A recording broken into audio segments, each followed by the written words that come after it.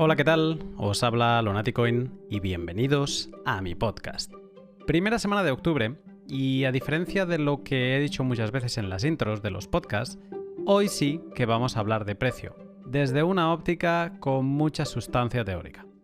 Hoy me siento a hablar con David Puel sobre riesgo, volatilidad y correlación, para saber qué tipo de activo ha sido Bitcoin, ha sido un safe haven, hedge o un store of value, y sobre todo para conversar sobre cómo se debería comportar a partir de ahora en la era post-COVID. Te cuento un poco más en unos instantes, pero antes déjame hablarte un momento sobre mis sponsors. HODL es una plataforma web de compra-venta de Bitcoin entre personas. Te he explicado en anteriores episodios que los dos aspectos más importantes de utilizar HODL es la posibilidad de conseguir Bitcoin sin dejar rastro, sin pasar ningún proceso de KYC, y como HODL ha creado un sistema 100% seguro para el comprador. Esta semana hemos leído cómo el ministro de Finanzas ruso busca tener total conocimiento de las direcciones Bitcoin, balances e historial de transacciones de las wallets que contengan más de $1.300 en Bitcoin, con penas de hasta 3 años de cárcel en caso de incumplimiento. Hasta ahora las ventajas de comprar sin KIC las tenía que justificar con casuísticas. Ahora te traigo hechos. Una vez las agencias fiscales de cada país sepan qué ciudadanos tienen Bitcoin, ¿cuánto tardarán en pedir su parte del pastel, aunque no hayas vendido, aunque seas un holder? Protégete y protege a los tuyos comprando Bitcoin sin KIC de otros bitcoiners en hodlhodl.com y disfruta del verdadero potencial de Bitcoin. Recuerda que si te registras utilizando el código Lunaticoin tendrás un descuento adicional en las comisiones para siempre. Y cuando tengas Bitcoin sin KIC podrás utilizarlo sin preocupaciones. Sí, utilizarlo porque gracias a Bitrefill puedes vivir con Bitcoin sin tener que pasar a euros, dólares, pesos o cualquier otra shitcoin de los bancos centrales. En Bitrefill tienes a tu disposición recargas para tu teléfono móvil en todos los países del mundo. Puedes también adquirir servicios de segunda capa de Bitcoin, Lightning. Esto ya es un poco más técnico, pero muy útil. Y por último, puedes comprar en numerosos establecimientos a través de sus geniales tarjetas regalo. Hoy voy a suponer que eres deportista y que quieres renovar tu material de deporte. Pues bien, en Bitrefill puedes comprar con Bitcoin tarjetas regalo de Nike, Decathlon o Adidas. Y si necesitas algún gadget que no encuentras ahí, también puedes comprar tarjetas regalo de Amazon o MediaMarkt. Vas a Bitrefill siguiendo el link que encontrarás en la descripción o en mi web, lunaticoin.com, seleccionas el importe que deseas en tu tarjeta regalo, envías el importe en Bitcoin que te indican y ya. Recibirás un cupón con el que podrás conseguir tu gear deportivo sin salir de Bitcoin. Como te decía, hoy me siento a hablar con David Puel. Aunque es conocido por su desarrollo y gran conocimiento de indicadores de cadena, en el L79 lo he invitado para tratar otras métricas, quizá más convencionales pero sumamente interesantes para entender cómo se comporta Bitcoin dentro del mercado. El pod está dividido en dos partes, una más educativa y otra de análisis del estado actual de los mercados tradicionales y cripto. En la primera parte tratamos qué es el riesgo, la volatilidad y la correlación. ¿Cómo se miden? David me explica la relación entre estas tres métricas y por qué son útiles para construir portfolios balanceados de activos que te protejan en caso de que todo caiga. En la segunda parte, con la teoría ya aprendida, hablamos del comportamiento de Bitcoin en relación a otros mercados como el S&P y cómo el COVID ha correlacionado a todos los activos. Hablamos también de la burbuja que parece se está formando en los mercados de acciones americanos y cómo esta está haciendo a los ricos más ricos, a los pobres más pobres y a los populismos florecer todavía más. ¿Se pinchará la burbuja? Y cuando lo haga, ¿qué pasará con Bitcoin? Si pensabas que el halving era el evento importante de Bitcoin, espérate a conocer el decoupling. Sin más, te dejo con el pod.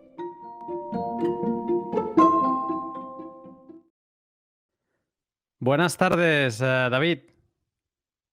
Hola, ¿cómo estás, Luna? Yo muy bien, ¿tú qué tal? Bien, bien. Aquí sábado por la tarde que andamos grabando. eh, bastante gusto, no me quejo. Muy bien, muy bien. Aquí sábado por la noche, unas cuantas horas de desfase. No es el pod con más desfase que he grabado, pero bueno, algunas suma. David Puel, tienes un perfil que quizá a algunos de los que nos esté escuchando les suena el nombre y bueno, voy a aclararlo yo. Muy relacionado con el tema de On-Chain Analytics. ¿Cuál es tu background y cómo es tu historia con Bitcoin? ¿Cómo llegas a él? Eh, em, pues mi, mi background es un poco atípico, pero bueno, igual no tan atípico para Bitcoin porque ves de todo en esta industria. Originalmente mi background es de humanidades, yo estudié literatura y me empiezo a dedicar a finanzas incrementalmente, em, sobre todo ya full time, pero con una historia incremental un poco antes, a partir de principios de 2017, que fue justo el momento en donde ya traje como ese interés por finanzas y en donde me adentro a Bitcoin ya tiempo completo, se podría decir. Ujú. Entonces, en ese como que camino, yo ya había oído obviamente de Bitcoin de varios años atrás, había tenido un poco de como de interés moderado de ver qué pasaba con Bitcoin aquí y allá. Pero ya de dedicarme a eso, fue más como 2017, principios, como al inicio de la burbuja que se hizo ese año. Y pues desde entonces, ¿no? No me, no me ha interesado más otra cosa más que eso. Y pues me he quedado desde entonces. Empecé, mi interés pues empezó siendo más como trader. Luego la tecnología, ese es el ángulo de la tecnología, de que no duermes 3 meses porque te obsesiona el tema, bla, bla, bla. Lo que le ha pasado a todos los bitcoineros. Y luego ya, pues nada, seguí con eso. Estuve más o menos como un año, año y medio por mi cuenta. Después, con Murad Mahmudov, eh, empezamos a conocernos y fuimos cofundadores de Adaptive, que mucha gente yo creo que escuchó por ahí, y Ujú. también con Willy. Willy se unió al proyecto y luego seguimos así en todo este proceso. Se nos conoció mucho, primero a Murad y a mí por publicar una métrica que es muy popular ahorita en la industria que se llama MVRV Ratio, que es un modelo de evaluación de Bitcoin. Y Ujú. después otras métricas que hice por mi cuenta o con Willy, todo dentro de este proyecto que teníamos todos juntos.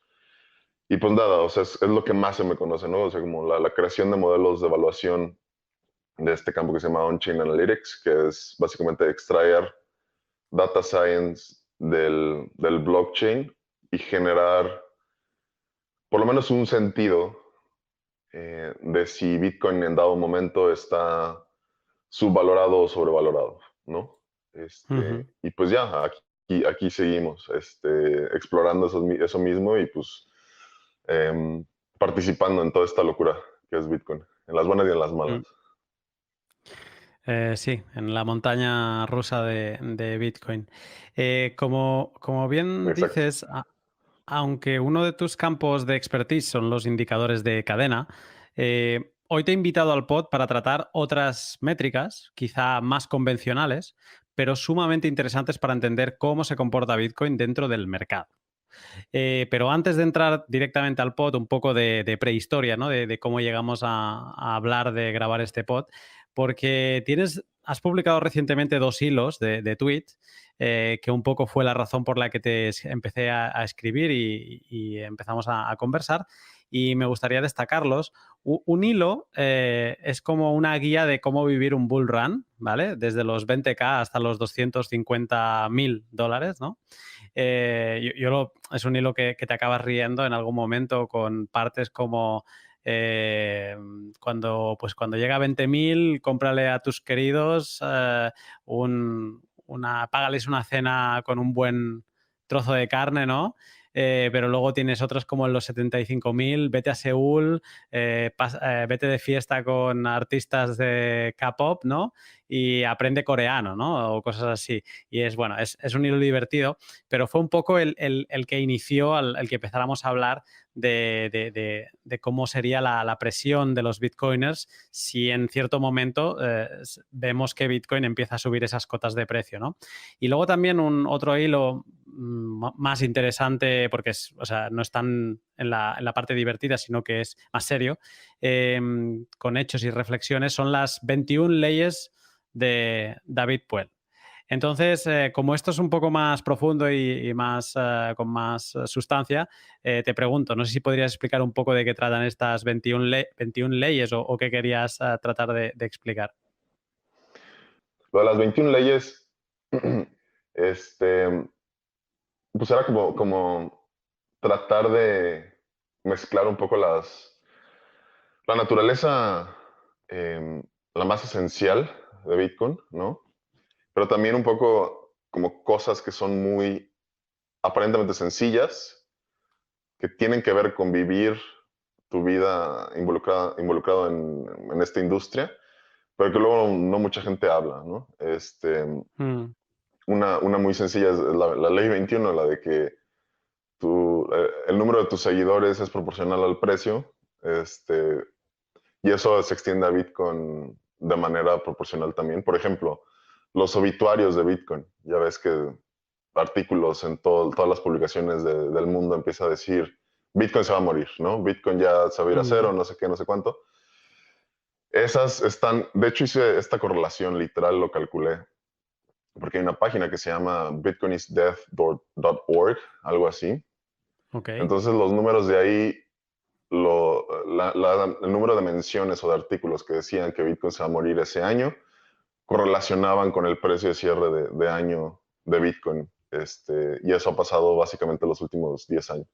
La correlación es 9, ¿no? Entonces, aunque se hable bien, aunque se hable mal de Bitcoin, siempre tu número de seguidores, nada más por estar involucrado en esta industria, y esto no solo me refiero a Twitter, me refiero a que si fuiste el loco que empezaste a hablar de Bitcoin desde hace 2 años, la mayoría de la gente se va a acordar de ti cuando resuma algo de interés empezar a invertir en esta moneda, muy probablemente cuando esté en all-time high, ¿no? Arriba de los 20. Porque es lo que siempre pasa con la gente que no está muy clavada, muy obsesionada con el tema, ¿no? Pues de hecho, cuando te pregunté por estos dos hilos y sobre tu visión en cuanto a estos posibles escenarios de precios altísimos de Bitcoin en relación dólar, me empezaste a hablar de 3 cosas. Me empezaste a hablar de riesgo, volatilidad y correlación.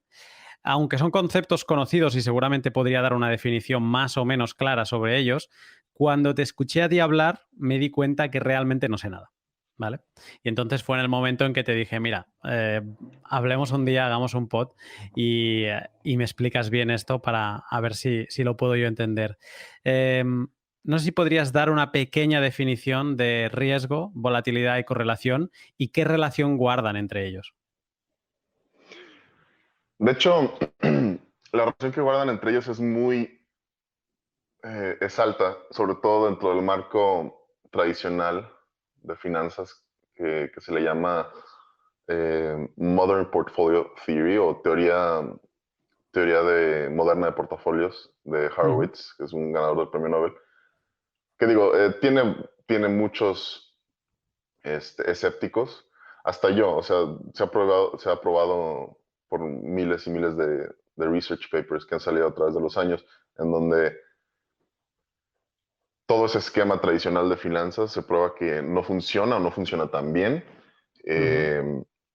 para medir diferentes factores de inversión, pero aún así se sigue usando tradicionalmente, y creo que es una buena introducción a la persona común y corriente para que por lo menos tenga nociones de qué es en lo que está invirtiendo, ¿no? Generalmente la filosofía de entrar a Bitcoin tanto de los que están, de los bitcoiners obsesivos, hasta los no coiners o los new coiners que están apenas entrando y viendo qué pasa y que no sé qué y no sé cuánto.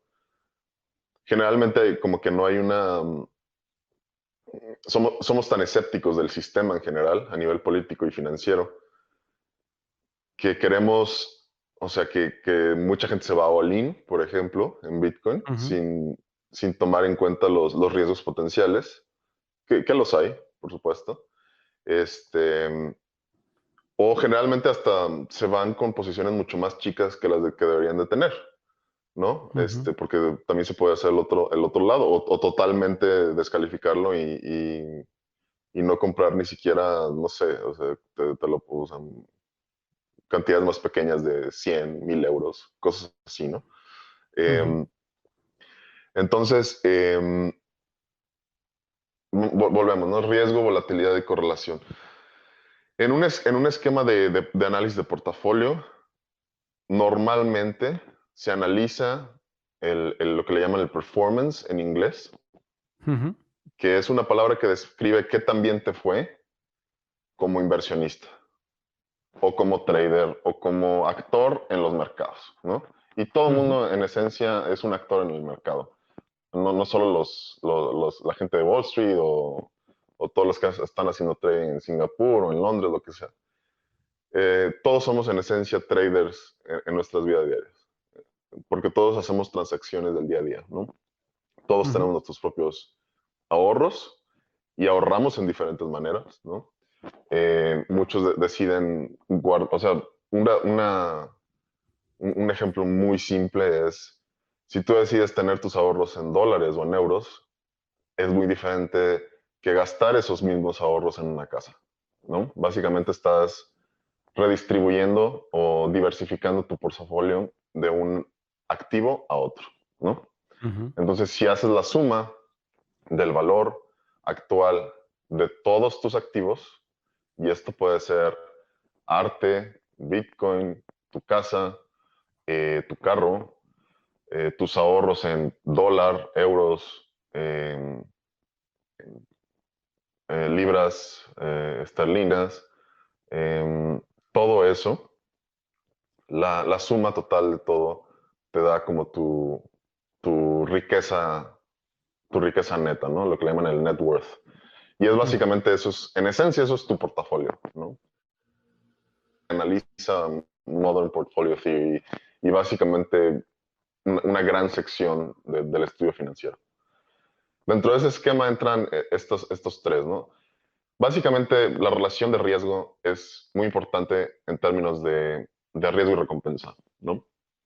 Entonces, Ujú, cuando tú analizas a un portafolio, a un activo, a una estrategia de inversión, siempre la mides no nada más por retornos. Es decir, Bitcoin se fue, no sé, 10x, 20x en dado tiempo, lo cual lo ha hecho. Pero más allá de eso, es comparar ese retorno, esa apreciación que tuviste con tu activo, en este caso pongamos el ujú, ejemplo de Bitcoin, compararlo con el riesgo que tomaste, ¿no? Entonces, bajo ese esquema hay muchas medidas en la industria financiera que, que nos dan eh, que tratan de comparar la recompensa con el riesgo para ver qué tan buena fue tu inversión en dado momento, ¿no? ujú, Hay 5 métricas que yo creo que son las más usadas dentro de la finanza moderna. Muchos las consideran caducas porque creo que explican o analizan estos tres factores que me acabas de mencionar, ¿no? Riesgo, volatilidad y correlación. Este, para fines de claridad voy a definir muy bien qué es volatilidad y correlación. Volatilidad es muy simple. Volatilidad es qué tanto tu inversión se, se expande o se separa de la media en una distribución.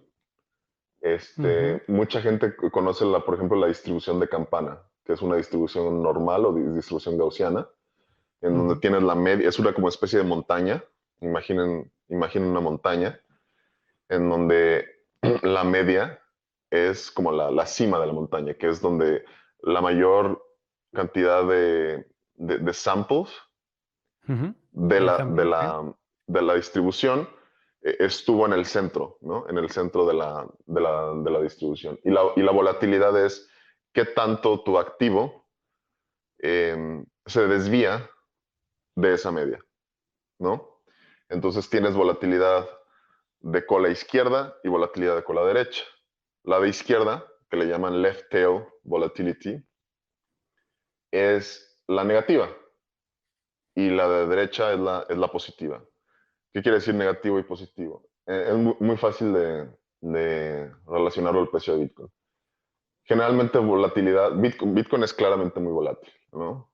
Pero Ujú, la volatilidad positiva es todos esos momentos donde hay muchísima volatilidad y Bitcoin está yéndose a la luna, ¿no? ujú. Como lo diría tu nombre.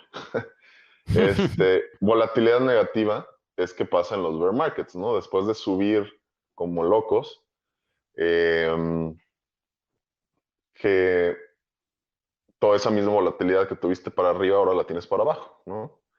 Y se pasa cuando tienes esos colapsos de 50%, hasta, bueno, 80% como tuvimos de suelo de techo a suelo en este último ciclo, ¿no? Cuando se fue de los 20,000 a los $3,000, ¿no?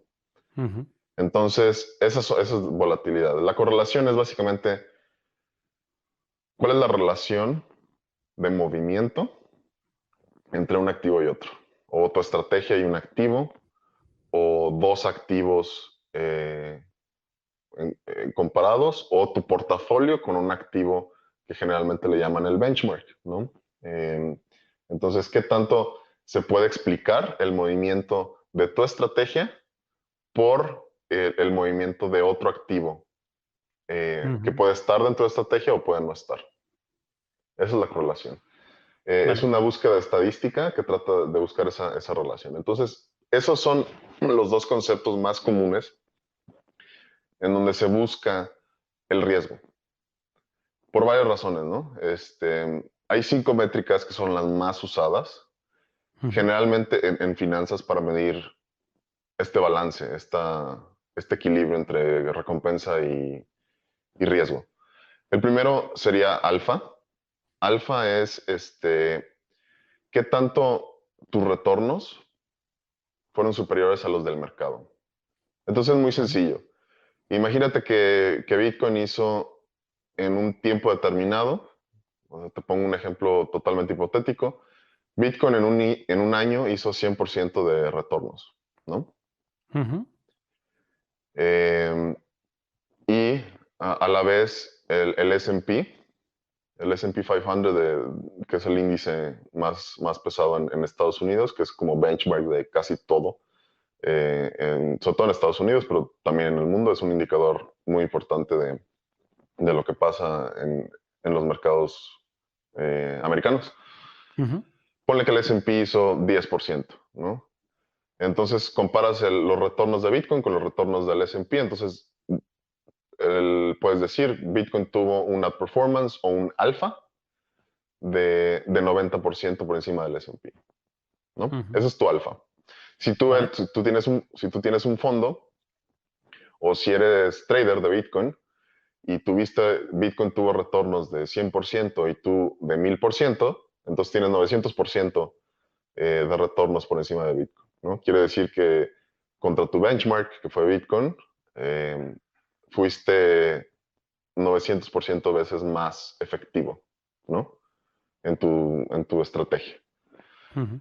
Esa es la parte buena, ¿no? Esa es la parte que todos queremos tener, ¿no? Todos queremos alfa. Entre más alfa es mejor. Después tienes otras que ya miden esto. La otra es desviación estándar, que por definición es eso, es volatilidad. Es como mides la volatilidad. Es Vale. como mides qué tanto se dispersa el precio de Bitcoin, en este caso, de su propia media, ¿no? Y esto te ayuda a ver lo que le llaman riesgo total, porque hay dos tipos de riesgo total o idiosincrático y riesgo sistémico. El riesgo total es ese, es el riesgo que nada más es inherente a tu propio activo. Tu Vale. propio activo comparado con sí mismo, ¿no? Entonces la desviación estándar te deja ver eso un poco. Ya que tienes eso, que tienes un poco tus retornos, tu media de retornos, no voy a explicar bien la fórmula, pero tu media de retornos, le subtraes lo que le llaman el risk-free rate, que es como la comparación del retorno con algo que no tiene nada de riesgo, como por ejemplo unos bonos de la tesorería gringa, que son de muy Vale. bajo riesgo, y eso lo divides entre la desviación estándar, la volatilidad, te da una cosa que se llama el Sharpe Ratio, que es como una medida que creó William Sharpe en los 60, me parece, y que luego se ganó el premio Nobel, en donde te deja saber una comparativa, en donde puedes medir los retornos que obtuviste por unidades de riesgo o unidades de volatilidad, en este caso. Es como kilómetros por hora un poco, es más Ujú. o menos lo mismo, ¿no? Es el mismo balance. ¿Cuánto tienes de retornos? ¿Cuánto tienes de lo bueno eh, por cada cosa de lo mala que hiciste, ¿no? Por cada riesgo que asumiste. Esa medida es un poco dudosa y yo de hecho tengo varias, la mayoría de la gente ahorita tiene varias contraargumentos sobre eso porque, como te decía, la volatilidad no es necesariamente mala si está yéndose todo para arriba, ¿no? De hecho, es preferente que todo se vaya para arriba así, pero Ujú. generalmente es mejor que la volatilidad que no quieres es la volatilidad negativa, ¿no? Ujú. Cuando la de los bear markets. Entonces ya hay otras medidas que hacen esa comparativa, como el Sortino Ratio, que lo que hace es eh, dividir tus retornos menos el risk-free rate entre volatilidad negativa, nada más. O Vale. downside risk, riesgo del downside que le llaman. Entonces es una como métrica un poco mejor, ¿no? Porque lo que quieres evitar es eso, momentos de volatilidad, pero negativos, no positivos, ¿no? Después de eso tenemos las partes que analizan un poco más correlación. Uno es el R al cuadrado o el coeficiente de determinación, que es un cálculo que en muy sencillas cuentas te dice de 0 a 1 o de 0% a 100%, qué tanto tu métrica, los movimientos del precio de tu activo están explicados por los movimientos de otro activo. Ujú. Entonces, si hay entre más alto, más correlación, ¿no? Entonces, si tienes Vale. 99% o 0.99, ¿no? De 0.99 de R al cuadrado, tu activo está altamente correlacionado con lo que lo estás comparando. Esta otra cosa que lo estás comparando puede ser el S&P. Puedes comparar Bitcoin con el S&P gringo, ¿no? Que es como muy común, ¿no?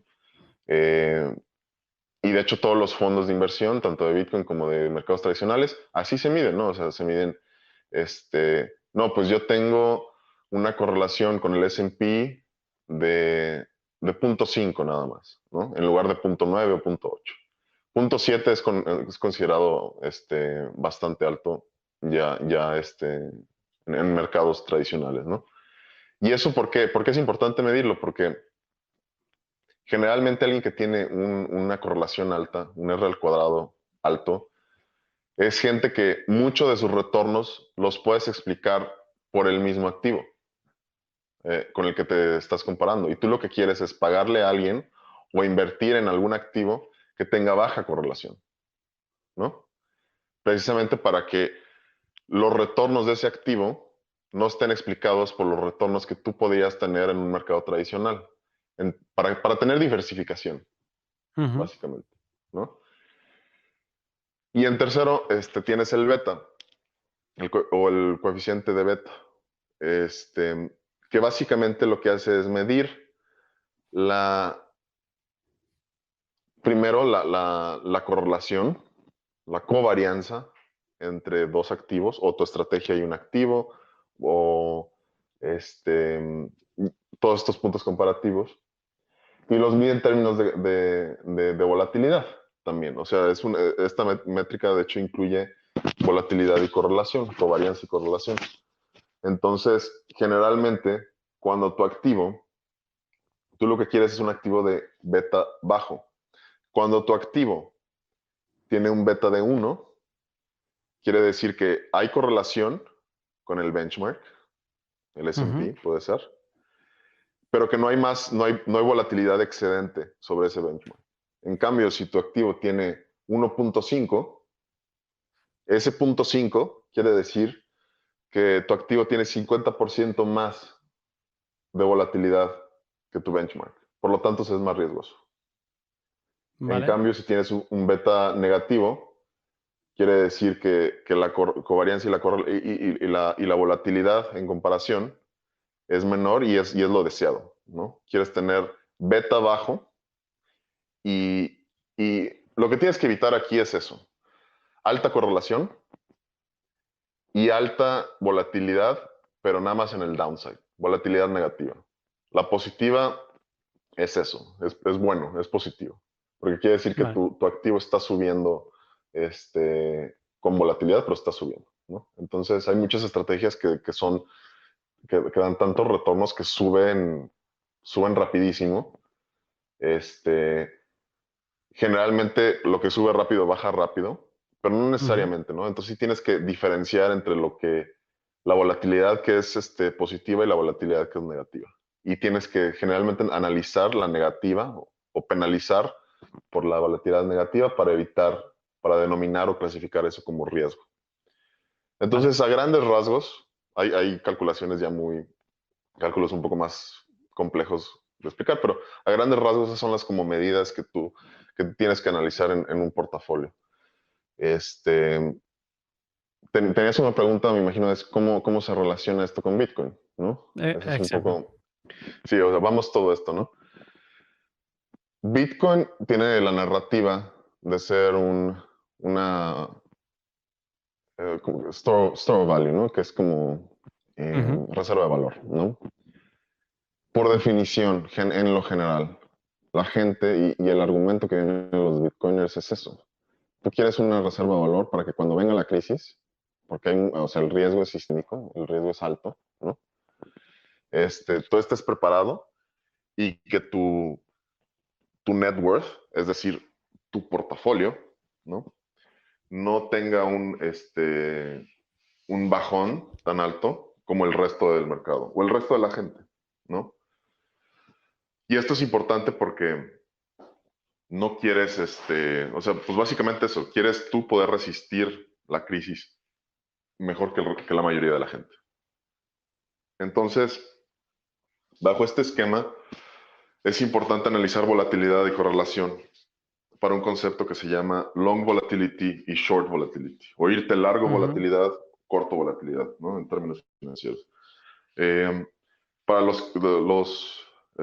auditorio que no sea tan familiarizado con qué es largo y corto o long y short, generalmente long es básicamente estás apostando para que algo se vaya para arriba, se aprecie, y lo que es short estás apostando para que esa misma cosa se vaya para abajo, ¿no? Es muy sencillo. En efecto, una reserva de valor tiene que funcionar como long volatility, que es un poco lo que pasa con oro o con estrategias que literal así se llaman, long volatility, o les llaman estrategias de cola izquierda, porque son estrategias que si hay volatilidad o caos en el mercado, tú ganas de esa volatilidad, aunque la volatilidad sea negativa. O sea, si hay volatilidad de la que sea, si hay caos, si hay movimiento, si hay falta de estabilidad, y por lo tanto, lo más probable, si hay falta de crecimiento o de growth, tú vas a ganar de ese caos, ¿no? Es un poco lo que Nassim Taleb, el escritor del Cisne Negro y de Antifrágil en los últimos años ha puesto como muy en moda, ¿no? El rollo de analizar el riesgo en términos de volatilidad. No tanto de diversificación y de todo eso. No es risk management, es risk taking, ¿no? Saber cómo tomar los riesgos, no tanto administrar el riesgo, porque eso es básicamente imposible, ¿no? Entonces, entre ese mismo esquema, Tú, en efecto, lo que estás haciendo cuando compras el S&P haz de cuenta que el S&P cayó ahorita en marzo en el COVID, ¿no? Y Sí. compraste el suelo, ¿no? Y luego se volvió a disparar. En efecto, lo que tú estás haciendo ahí es shorteando volatilidad, irte corto volatilidad. Porque generalmente cuando el S&P sube de una manera muy estable de baja volatilidad. Y sigue subiendo, ¿no? Ujú. En cambio, te pongo la otra contraparte, que es el ejemplo más fácil. Hay un índice este, que se llama el VIX, que es Sí. el Volatility Index, que es uno de los índices más famosos, o algunos le llaman el índice del miedo, the Fear Gauge, que literal mide la volatilidad implícita de Bitcoin según el precio de opciones tradeando alrededor del S&P en dado momento, ¿no? Vale. Este, el VIX tiende a subir mucho históricamente cuando el S&P baja. Están Ujú. básicamente anticorrelacionados, ¿no? Históricamente, desde los 90 que salió este índice. Entonces, ¿qué pasa cuando tú haz de cuenta, una gráfica muy sencilla, el S&P colapsa, en ese Ujú. mismo momento, el VIX se aprecia rapidísimo, ¿no? Ujú. Entonces, tú estás comprando el S&P. ¿Qué pasa ahí? Estás yéndote short volatility porque es como si estuvieras vendiendo el VIX, ¿no? Vendiendo el Sí. índice de volatilidad. Es como una manera un poco más fácil de ver qué es eso de largo, corto volatilidad, ¿no? Ujú. Entonces, como reserva de valor, la narrativa de Bitcoin siempre ha sido, ok, yo voy a comprar Bitcoin y a veces muchísimo de él porque quiero protegerme en caso de una crisis financiera. ¿Qué es lo que va a pasar en una crisis financiera? Alta volatilidad. Ha pasado básicamente siempre. Pasó en 2008, pasó con COVID, pasó en el 87, que son de los registros más altos que hemos tenido del VIX, por ejemplo. Pasó en la burbuja de las .com desde antes y durante. Pasó en el periodo de stagflation en los 70s, ¿no? En donde el VIX igual. Y sobre todo pasó en la Gran Depresión. Este, en la Gran Depresión, o sea, obviamente tuvimos los registros más altos de volatilidad en la historia financiera moderna, ¿no? Ujú. Que básicamente empezó en finales del siglo XIX. Entonces, con todas esas métricas, tú puedes pronosticar que las crisis siempre van a ser de alta volatilidad, van a haber otros factores añadidos a eso que van a entrar en una combinatoria, pero por lo general hay mucha volatilidad. Entonces tú dices, pues yo voy a comprar Bitcoin precisamente para protegerme de esa volatilidad y que por lo menos o no colapse durante este periodo, o no colapse tanto por lo menos, y de preferencia que suba, ¿no? Porque ahí sí dices, hay una anticorrelación en donde yo estoy vendiendo Bitcoin, perdón, vendiendo el S&P en espíritu y comprando la volatilidad que me da el colapso, ¿no? Y por eso Ujú. estoy en Bitcoin. Generalmente eso pasa mucho con el oro. El oro, de hecho, les recomiendo a tu audiencia que, sobre todo los que saben inglés, que lean un, este, es un paper de investigación que hizo un fondo que se llama Artemis Capital, que se Ujú. llama La alegoría del halcón y la serpiente. Y básicamente describe cómo, básicamente la manera en la que pensamos sobre el riesgo es totalmente errónea, porque tenemos dos extremos. Tenemos el extremo de la gente que nada más apuesta porque las cosas van a seguir bien en crecimiento y en estabilidad, como la mayoría de la gente en Wall Street, por ejemplo, ahorita que tiene diversificado su portafolio en 60-70% acciones, ¿no? Equities de Apple, Google, yo qué sé, Ujú. y 40%, 30% en bonos, ¿no? Eh, y no tiene nada de oro, no tiene nada de apuestas con the long volatility que estén históricamente anticorrelacionadas con los activos de crecimiento, ¿no? Entonces él divide los activos y los regímenes de crecimiento y de estancamiento de una manera muy, muy alegórica y muy bonita, que es generalmente cuando tenemos tiempos de crecimiento y de que todo va bien y así, y que ya todo va creciendo padrísimo, son tiempos de la serpiente, en donde al principio, por factores sobre todo demográficos, ¿no? Como los baby boomers, en este caso, tenemos mucho crecimiento y mucha innovación y vienen muchas cosas nuevas que sostienen este nivel de crecimiento, pero ya al final ese crecimiento no se puede mantener para siempre, ¿no? Entonces hacemos como lo que le llaman como ingeniería financiera para mantener artificialmente ese crecimiento, creando burbujas, que puede ser Ujú. nuestro siguiente tema. ¿Cuál es la burbuja de ahorita? Que digo, es una burbuja de todo, pero específicamente, ¿cuál es el factor que puede hacerla explotar de manera más fácil? Y que luego siempre nos vamos así por la sobreabundancia. Siempre vamos por ingeniería financiera que nos hace pasarnos de la raya y por lo tanto tenemos un periodo largo de colapso o de recesión o de estancamiento, de inflación o deflación o una combinación de todas las anteriores, ¿no? Entonces, dentro de ese esquema, eh, lo que, lo que queremos aquí es que Bitcoin aguante y aguante una crisis financiera global fuerte. Y la manera más fácil de detectar si lo está haciendo o no, ya sea ahorita o cuando esté pasando, es midiendo correlación y volatilidad, sobre todo volatilidad negativa.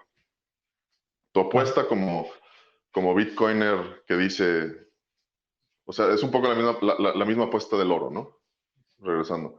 El error que comete la gente es apostarle nada más a un lado y no al otro. Te vas mucho a acciones y crecimiento, y dejas por detrás a los activos del halcón, ¿no? En esta alegoría. Pero lo que tú quieres es tener una diversificación, idealmente, que sea literal, long volatility y short volatility, que sea activos de la serpiente y activos del halcón, activos de crecimiento y activos de recesión, resistentes a la recesión. Te pongo ejemplos de qué es una y otra. Sí. Históricamente, en los últimos 90 años, según Artemis Capital, cosas que son que funcionan bien en momentos de crecimiento o de serpiente son acciones, obviamente, y también bonos, porque los bonos ni siquiera diversifican con las acciones. Eso es un caso muy atípico de los últimos 40 años, porque el gobierno gringo baja las tasas de interés y por eso hace que artificialmente se inflen los precios de bonos. Por eso hay una correlación, una apreciación en los precios de los bonos, pero históricamente están muy correlacionados, y no sirven como diversificación bonos a equities. Eh, de hecho, están altamente correlacionados, ¿no? Volviendo a lo mismo. Ujú. Seguimos de eso. Ejemplos de activos del halcón o de la recesión o que son resistentes al caos y al estancamiento y al malestar. Oro, que es lo que pues, todos los gold bugs del mundo dicen y muchos de los bitcoiners, ¿no? Que también les gusta el oro. Claro, sirve como eso. Y sí tiene un nivel alto de anticorrelación con equities, con el S&P, por ejemplo. Ujú. También tenemos, Eh, dime. te iba a detener aquí un segundo. Para quien nos escuche, también intento no interrumpirte porque tenemos un poco de delay y entonces no quiero cortarte y que me escuches tarde, digamos. Pero con esto que decías de que la gente lo hace mal, que solo apuesta o a serpiente o a halcón, ¿no? O sea, o a que todo vaya bien o a que todo vaya mal, pero como que no tienen equilibrio. eh, ¿Qué sería lo razonable? ¿Ir 50-50 o te tienes que también escuchar al sentimiento del mercado? O sea, debe haber alguna otra métrica que te mida el sentimiento del mercado y entonces puedas apoyarte más en un lado o en otro. Bueno, de hecho, aquí es el rollo, es una de las críticas principales, y esto obviamente no es consejo financiero, para que todo el mundo lo tenga en mente.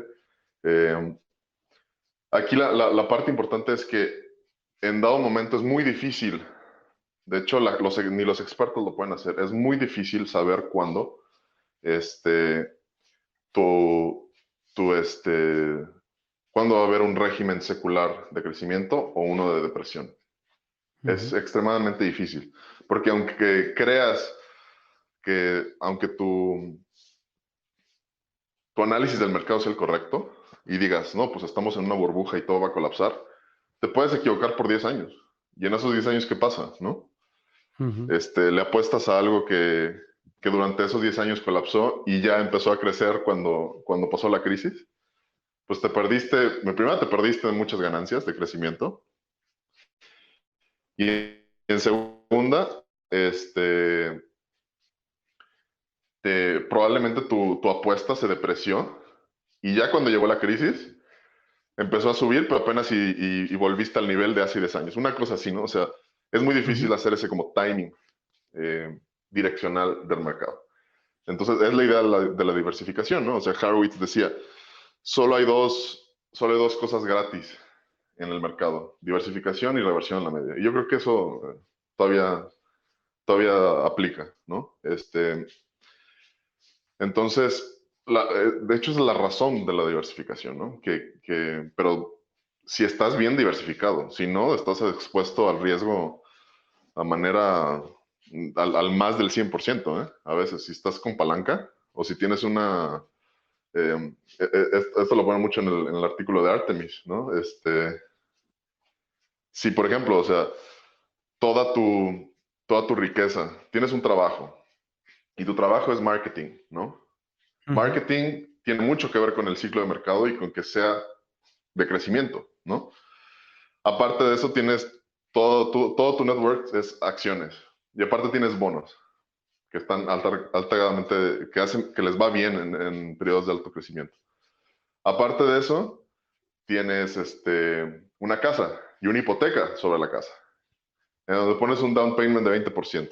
Entonces te estás yendo 5x apalancado en tu casa, ¿no? Entonces ni siquiera tienes una exposición de 100%, a veces hasta puedes tener exposiciones de 200% al ciclo del mercado. Y cuando todo todo colapsa, pues todo colapsa, o sea, todo tu net worth colapsa en diferentes proporciones, pero todo colapsa, ¿no? Entonces lo que tú quieres es algo que o no colapse o que suba, ¿no? Generalmente cuando pasa, esa es la apuesta de Bitcoin.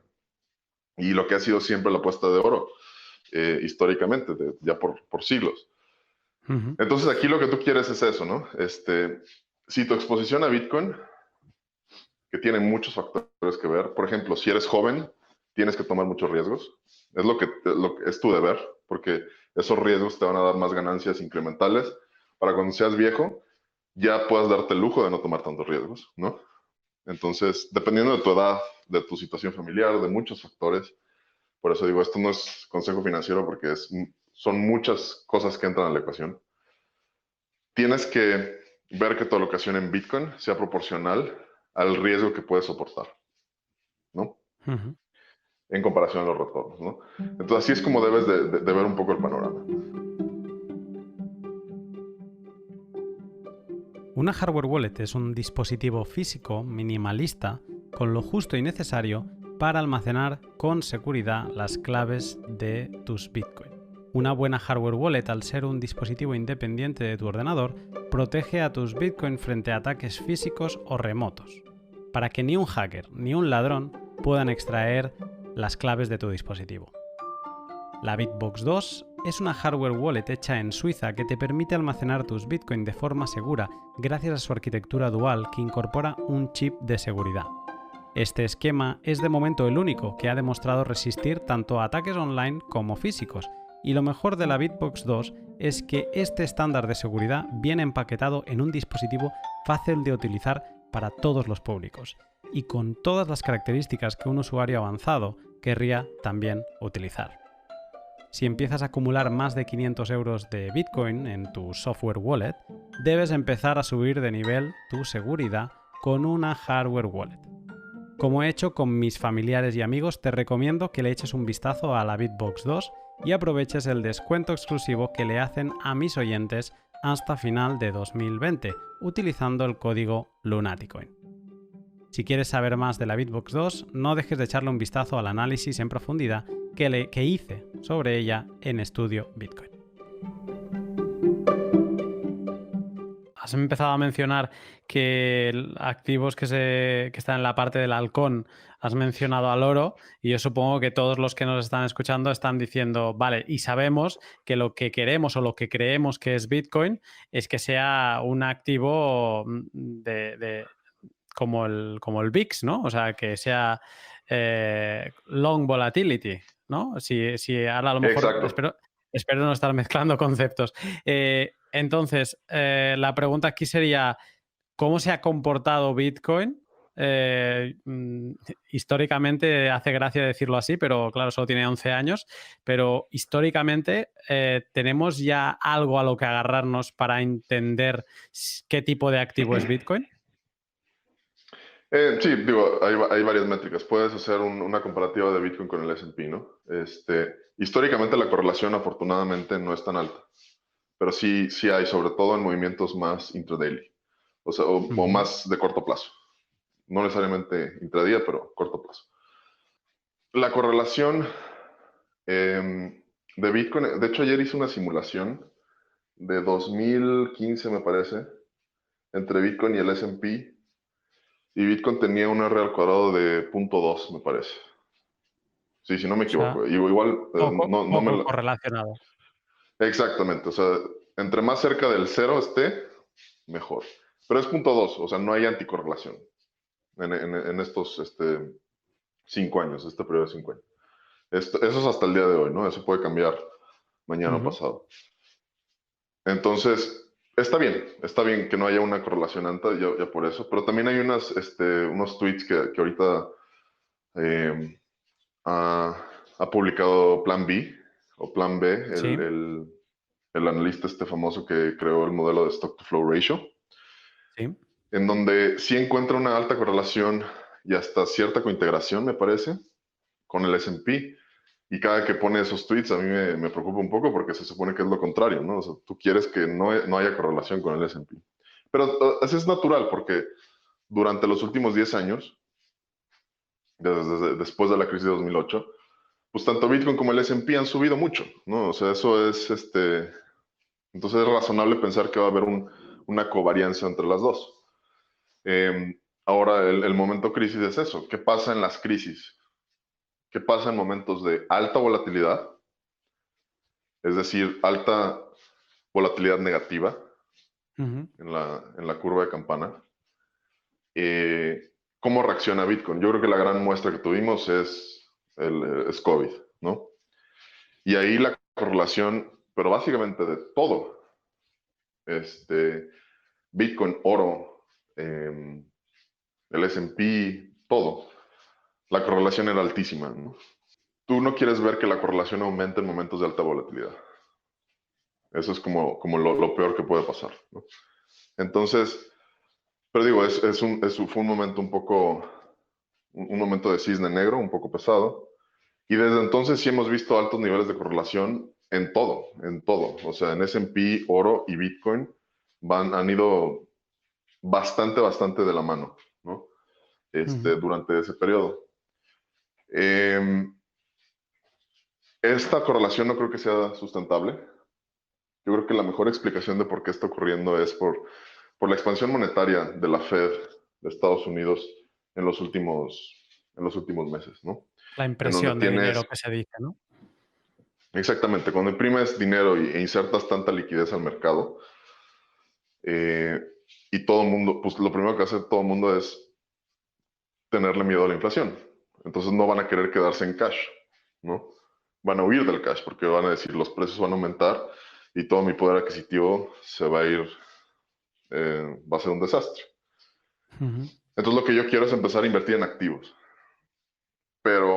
y empiezo a invertir en lo que sea, ¿no? O sea, según yo diversifico y estoy metiendo en todo y se vuelve como una profecía autorrealizada en donde pues ya estás metiendo en todo y todo se acaba correlacionando porque a todo mundo le acaba metiendo en todo menos en quedarse en dólares, ¿no? Está huyendo del dólar. Es como que Eh, le quema el es dinero en las manos.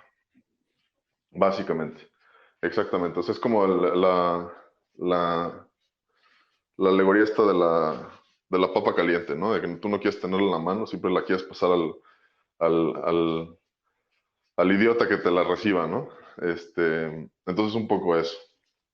Y eso obviamente lo que ha producido es lo que le llaman una recuperación en forma de K, ¿no? Tenemos recuperaciones en forma de V, que es cuando el mercado cae y sube literal en una forma de V, y eso puede ser en forma de U o en forma de W, no sé qué, pero la forma K es cuando tienes una recuperación y el S&P, por ejemplo, cae en forma de V, pero el resto de la economía está estancado, ¿no? Ujú. ¿Eso qué quiere decir? Que la clase alta que pudo comprar el S&P, pues está bien ahorita, ¿no? Pero la clase media, media baja o baja, está viéndosela, pues digo, no pueden pagar renta Sí. ahorita, ¿no? De hecho, el Entonces, mejor ejemplo es el índice español, el IBEX. Creo que lo vi el otro día publicado en Twitter. Claro, tú ves el S&P, que como bien dices, es una recuperación en V, ¿no? Pero el índice español es caída y casi ni recuperación, es horizontal. exacto. Sí, de hecho eso pues, se ha visto o sea, desde siempre. O sea, cuando comparas el S&P con los índices nacionales de otros países, tal vez con excepción de China, que también ha subido mucho, pero o sea, si lo ves con Japón, si tú hubieras comprado Japón en los noventas, el Nikkei en los noventas, ahorita hasta este día no te has recuperado, no estás en break-even. Y así pasa con muchos, ¿no? O sea, si tú, este, la gente cree que como Estados Unidos, o sea, cree que va a seguir subiendo y subiendo y subiendo el S&P como si fuera magia. Y no necesariamente es lo que va a pasar. O sea, si Estados Unidos pierde el papel de hegemonía mundial en el mundo ahorita, la realidad es que el S&P y todos sus índices más importantes se pueden llegar a ver como los de Japón o como ahorita el del IBEX o como lo de cualquier país, ¿no? En donde hay un estancamiento, sobre todo proporcional a otros países, y pues hay una divergencia masiva entre primero Estados Unidos y mercados de primer mundo, y luego Estados Unidos y primer mundo con mercados emergentes, ¿no? Generalmente Ujú. en mercados emergentes en los últimos años se ha visto que se han apreciado mucho, pero también eso no es necesariamente lo que aplica, ¿no? O sea, la gente cree que el Dow y el S&P van a seguir subiendo hasta el infinito, pero puede llegar al punto en donde Estados Unidos pierda la hegemonía y dure estancado 50 años, ¿no? O 20 años, 30 años, como el Nikkei ahorita. Ujú. Entonces, Entonces, sí, te voy a preguntar, porque estabas hablando de la correlación de lo que estamos viendo post-COVID, que todo se está moviendo, casi que va de la mano, ¿no? Y es lo que otra de las muertes anunciadas en la prensa era que Bitcoin había fallado al test de COVID, porque cayó también cuando se esperaba que no fuese así.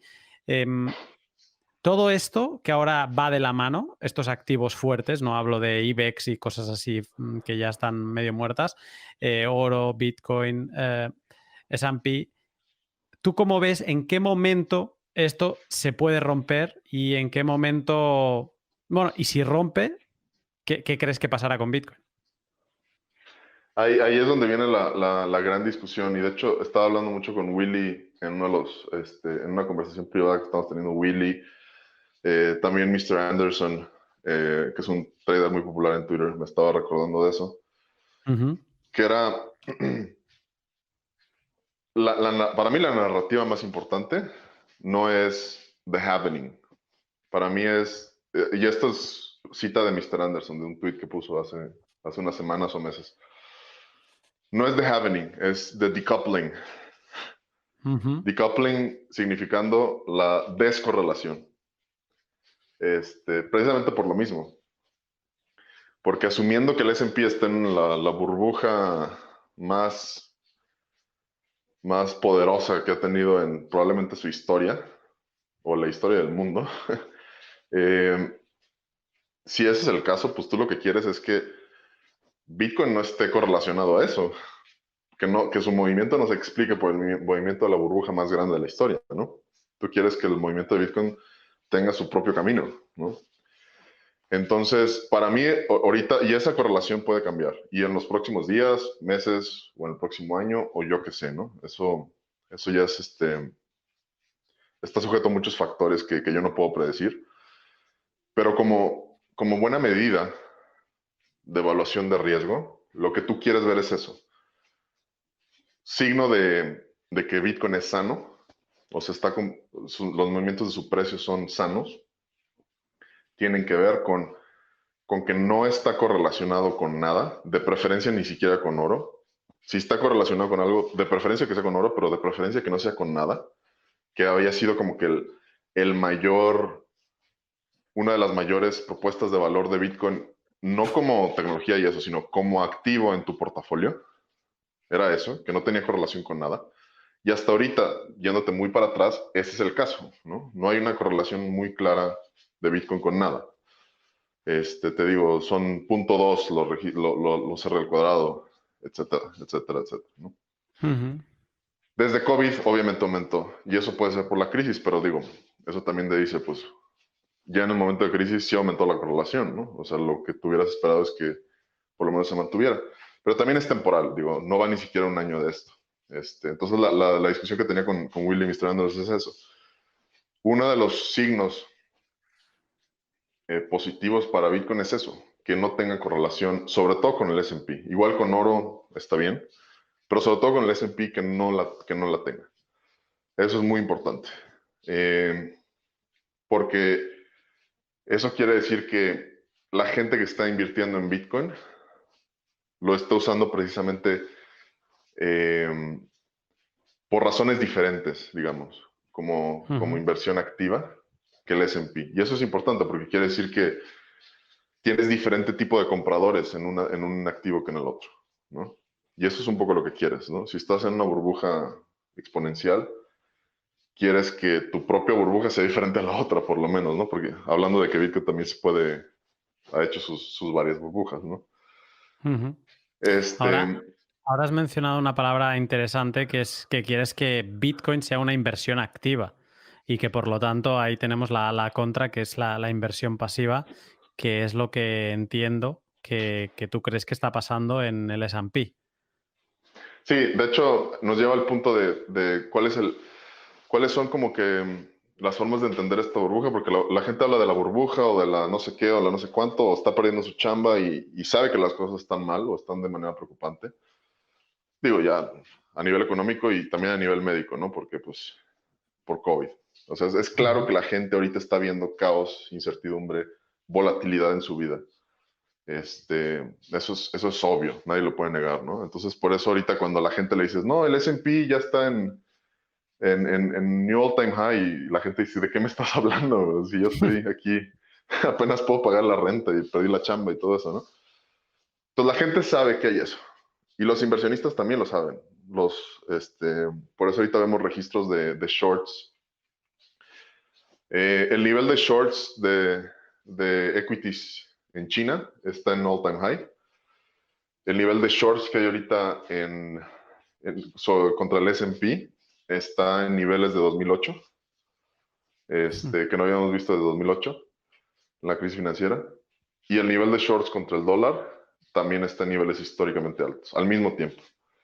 Eso puede producir un short squeeze, que es, van a seguir subiendo los precios. Y como los shorts tienen que seguir cubriendo su short, pues tienen que seguir comprando el activo y ese sigue subiendo y subiendo el precio, ¿no? Dispara para Entonces, si arriba. así, exacto, todo el mundo está en pánico, desde la clase baja hasta la clase altísima de Wall Street haciendo sus trades ahorita, ¿no? Warren Buffett, históricamente, Warren Buffett es el mejor trader de short volatility de la historia. Ujú. Él acaba de vender sus stocks más débiles como aerolíneas, ¿no? Y acaba de comprar acciones en, en empresas de oro, de minaje de oro, etcétera, etcétera, ¿no? O sea, todos están haciendo esas estrategias defensivas. Ray Dalio también compró grandes cantidades de oro y relacionadas con minería de oro. Está diversificando a China, o sea, todos están a la defensiva, todo el mundo está a la defensiva, muy, muy, muy cañón, ¿no? Ujú. Entonces, ese mismo sentimiento a veces lo que hace es castigar a la mayor cantidad de gente posible, ¿no? Todo el mundo se va short. Es como un anti-avaricia en el sentido de que todo el mundo quiere hacerse rico apostando en contra de que apostando porque todo va a colapsar. Pero generalmente no es tan fácil, ¿no? Generalmente es mucho mejor nada más tener oro, que es más estable y que no tienes que andar pagando margen y que esto y que el otro, a irte shorts o a irte o empezarte a comprar puts en contra del S&P, ¿no? Porque eso pues Ujú. es un desastre. Te pongo el ejemplo. En tiempos de hiperinflación, por eso no debes de shortear una burbuja y no debes de shortear un mercado en tiempos de inflación o hiperinflación. ¿Qué pasó en Venezuela? ¿Qué pasó en Zimbabue? ¿No?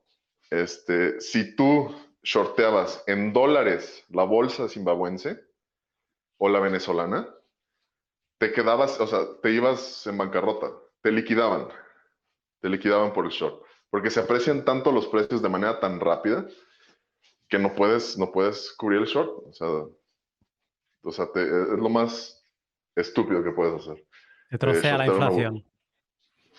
Shortear la inflación, exacto. Lo mejor es irte a Ujú. otro activo y quedarte protegido en él y ya, y vete a oro, no tienes que andar shorteando el S&P, ¿no? O sea, shortear la de las .com, la película del Big Short, ¿no? ¿Qué Ujú. pasó? ¿Se acuerdan de la historia de Michael Burry, ¿no? Sí. El tipo este de Christian Bale, que así como raro, que usaba chanclas todo el tiempo y no sé qué. Se Bueno, ¿qué pasa le toda pasó la a él? peli esperando a que llegue el momento. Al final le O sea, llega. por poquito lo liquidan, Sí. por poquito se queda sin nada en su fondo, ¿no? Con medio billón de dólares que tenía apostado en eso, con un chorro de palanca. Entonces, a menos que seas un genio y que sepas entrar al timing perfecto, puedes sufrir y te pueden liquidar y puedes perder todo a pesar de que estés en lo correcto, ¿no? Y de hecho, ahorita el Michael Burry, si ves su portafolio, él no tiene que revelar sus shorts porque por regulación no tiene que hacerlo, pero sí tiene que hacer un disclosure de su long exposure. Y lo que está haciendo ahorita es, está comprando calls, esto es en el Ujú. mercado de opciones, de Google, Facebook, o sea, de stocks de crecimiento. Pero lo que está haciendo ahí es mitigar su downside risk, porque no, está haciendo su exposición, no comprando el stock directamente, lo está comprando con el call, ¿no? Entonces su downside risk se mitiga en caso de que todo colapse. Como que aprendió su lección de decir, no me voy a ir short de una burbuja, simplemente voy a mitigar mi downside risk y tal vez, no sé, igual por ahí tiene, no sé si tenga oro o no, pero voy a comprar cosas que nada más me ayuden a soportar porque no sé cuándo esta burbuja vaya a explotar, ¿no? Como que aprendió esa Ujú. lección. Porque sí ves el sufrimiento. La película te transmite muy, muy bien el sufrimiento que él en particular tuvo de cómo falló en hacer el timing al mercado. Él entró al trade, fue el primero que entró en el trade, ¿no? Tú Ujú. no tienes que ser el primero al trade, tienes que ser el que hace el trade en el momento indicado, ¿no? Que es literal en el top. Entonces, sí puedes hacer el big short, pero tienes que saber hacerlo en el momento indicado, si no puedes destruir todo tu portafolio, ¿no? Ujú. Este, entonces, bueno, regresando, ¿cuál es la burbuja, no? ¿Cuál es la burbuja de la que todo el mundo habla, en mi opinión? Y por esto pueden escuchar mucho el trabajo de analistas como Mike Green. Yo creo que es el que tiene el mejor bagaje en todo eso. Este, ¿Cuál es la burbuja? Es como una especie de combinación de dos cosas. Una de factor económico, macroeconómico, que es la expansión monetaria, que ya habíamos mencionado antes, Sí. que es básicamente la Fed o bancos centrales alrededor del mundo bajando tasas de interés y insertando nuevo dinero literal impreso de la nada en el mercado para insertar liquidez y que la gente pueda comprar activos. Y de manera un poco obsesiva y un poco eh, sí, o sea, un poco estúpida, tratar de mantener los precios de los activos y de los índices de manera alta, ¿no? Como el S&P se ha visto como un indicador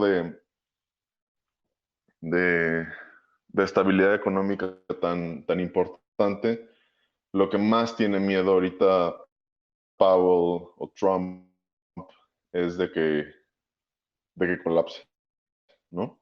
Ujú. Porque eso sí crea un pánico general que, que hace que ahora sí ya entremos en una absoluta recesión across the board, no solo de la clase baja. Y bueno, eso traería aún más caos del que tenemos ahorita. Em, entonces ya no se les quedan muchas opciones a ellos. Ya imprimieron dinero, ya bajaron tasas de interés, nomás les queda que se vayan negativas como en Japón o Europa. Exacto. Ya no hay mucho para dónde hacerse, ¿no? Pero esa misma inserción de liquidez en el mercado crea que los precios de los activos across the board, incluyendo Bitcoin, suban y suban y suban, que es un síntoma de inflación, tal cual, ¿no? Eh, Ujú. pero por ahí también tienes eh, la parte financiera. Como dice Ray Dalio, los bancos centrales se volvieron los market makers, ¿no? Generalmente en tu exchange, cuando compras Bitcoin, este, pues tienes market takers y market makers haciendo ahí, ¿no? Entonces, los market makers son los que dan la liquidez al exchange, ¿no? Para que tú puedas comprar tu Bitcoin. Son Ujú. los que te lo ofrecen. Este, Aquí lo complicado es cuando los bancos centrales se vuelven los market makers, Que te ofrecen la liquidez. ajá, que literal su función número uno es dar liquidez al mercado con el trade-off de inflación. Los precios se distorsionan. Los precios de activos se distorsionan. Y ahorita la manera particular es que todo ese capital que está entrando de la Fed a mercados capitales, está generando una burbuja que ya viene desde el tiempo de las .com, eh, que es la burbuja de los índices o de los ETFs, eh, o la burbuja de la inversión pasiva en lugar de inversión activa. Ahorita mucha gente critica históricamente cómo los active managers, los inversionistas activos, que son la gente de los fondos, que literal va, ve una empresa, ve el balance sheet, ve el potencial de crecimiento, ve si tiene patentes o no. O sea, ve todo el análisis fundamental de una empresa y dice, sí quiero invertir en esto, ¿no? En lugar de hacer eso, lo que está pasando es que la gente está invirtiendo en un ETF o un índice del S&P con Solo Fidelity, con...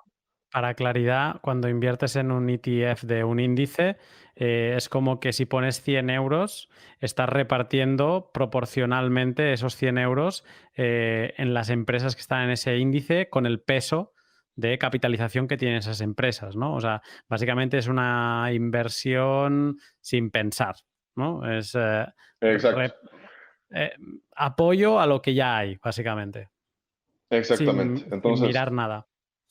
el S&P, tú eres un inversionista, no de un fondo. Entonces, una inversión activa sería, voy a investigar Google. ¿Qué tiene de Google de propuesta de valor? Voy a investigar Amazon, Apple, esto y lo otro. Ok, me gusta lo que estoy viendo. Tiene un buen P/E ratio, o sea, todos los valores fundamentales, ¿no? Los márgenes están buenos, esto y lo otro. El CEO se comporta de manera racional, ¿no? Todas las cosas que puedas saber de análisis fundamental de una empresa. Eso sería inversión activa. Y generalmente eso es el glóbulo blanco del sistema financiero, que tienes active managers con mucha liquidez que cuando ven una empresa sobrevalorada o no la compran o la empiezan a vender. Entonces ahí es donde ya regresas a la media siendo el valor fundamental o valor intrínseco de ese activo.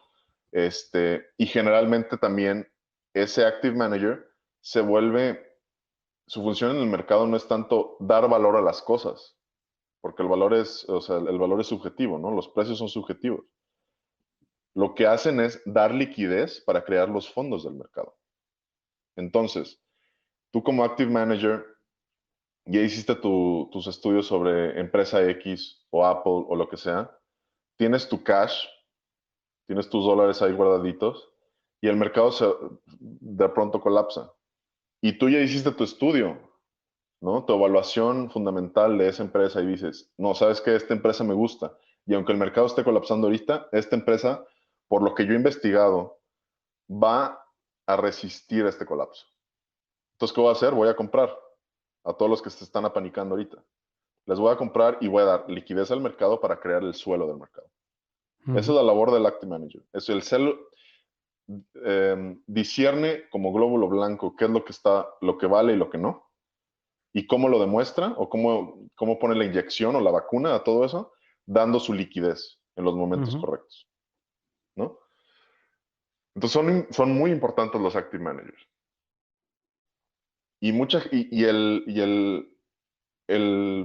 El zeitgeist, el leitmotiv de inversión ahorita es eso, decir, ¿sabes qué?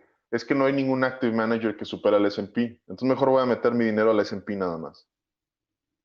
Y el S&P no es un Active Manager, el S&P lo que hace es, como dice Mike Green, sigue un algoritmo muy sencillo.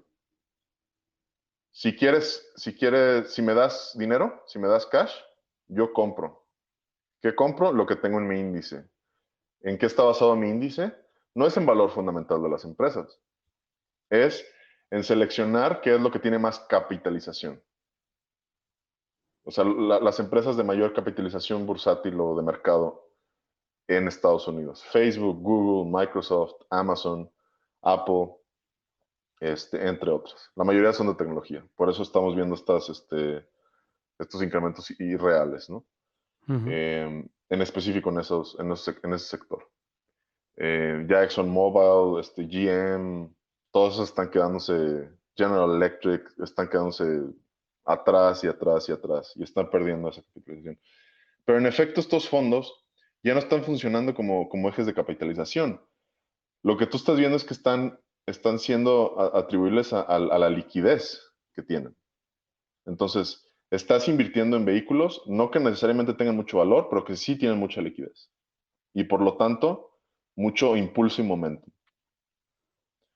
Entonces, si tú le entras al S&P y le dices, te voy a dar cash, el S&P lo único que hace, ya sea Fidelity o Vanguard o el fondo que sea, que tenga esta estrategia, lo que hace es agarrar tu cash y comprarlo en partes iguales a las 500 empresas en S&P en la ponderación que ellos lo tienen determinado. Y si le dices, ahora quiero mi cash, por favor, lo único que hacen es vender eso mismo en proporciones ponderadas de la misma manera. Eso es todo. Entonces no hay descubrimiento de precio real. Hay una distorsión en el precio. Que primero selecciona liquidez y momentum o impulso en lugar de evaluación real. Por lo tanto, sube los precios para arriba. Y en segunda, que tiene otro efecto secundario, que es, hace que los active managers pierdan en contra del S&P. Entonces, Claro. disminuye los incentivos para que tú seas un inversionista activo en lugar de un inversionista pasivo. Porque dices, me conviene más ser flojo. Me conviene más ser flojo y nada más meter mi dinero al S&P y ya. Porque históricamente en los últimos 20, 30 años ha leído mejor que los active managers, que a 90 a 99% de los active managers. Esto me está recordando en la película de The Big Short, que en español es La Gran Apuesta. Me está recordando a aquellos dos chicos que están en Miami que se dedican a vender pisos, ¿no? Y que son un poco, con perdón, pero son como un poco los tontos del barrio, pero que son los que más dinero ganan porque básicamente están, en este caso, apostando al momento, ¿no? Al momentum, perdón, a la inercia, que es simplemente vender, ¿no? Mientras están...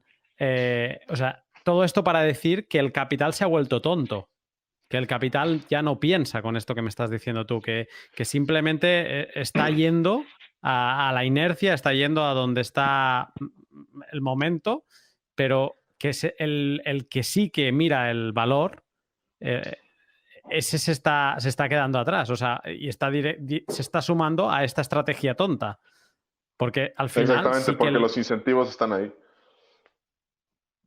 los incentivos para que te vuelvas un, entre comillas, inversionista tonto, están ahí. Dices, prefiero ser flojo y meter todo mi dinero al S&P en lugar de meterlo a fondo X, el que sea. Mm. Y Esto, Warren mientras Buffett estás... mencionaba mucho esto, pero yo creo que Perdona no que... entendía la implicación de lo que estaba diciendo.